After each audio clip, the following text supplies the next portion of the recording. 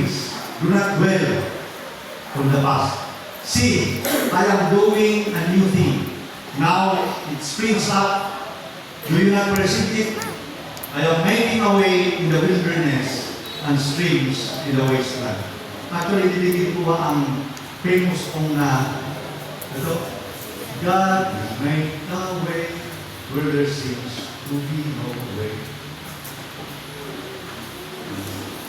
Na kahit sa desierto man, may ilog siya ating sabi sa Tagalog. Even in the desert, there is stream. So, sa Tagalog, ito pa ang sinasabi. Ito ang sabi ni Lord. Ito ang sabi ng Panginoon. Ito ang sabi niya. Ilibig mo na sa limot. Wow, what a word. Did you forget the past? Do not dwell in the past. Sa Tagalog, ilibig mo sa limot. At huwag nang alalahanin pa ang mga nangyari noong unang panahon.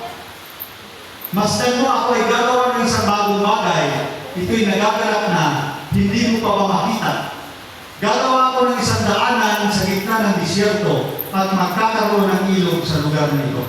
That's the word of the Lord. And sa Proverbs chapter 3, verse 5 and 6, memorizing sa iba. Sa English sabi, trust in the Lord with all your heart and lean not in your own understanding. In all your ways submit to Him and He will make your paths straight. Sa Tagalog, siguro mas ayos para ito medyo experience ko ganun. Pag may nagamin sa akin kanina, minsan, kadali natin mga piraw. So, sabay-sabay sila natin nasa akin ni, all together, ready, go. Sa Panginoon ay buong puso ka magtiwala at huwag kang manali sa sarili mong pag-unawa.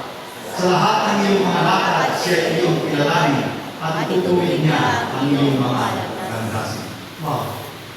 So, yan po at iba pang mga verses ang ating tatalakayin with our theme,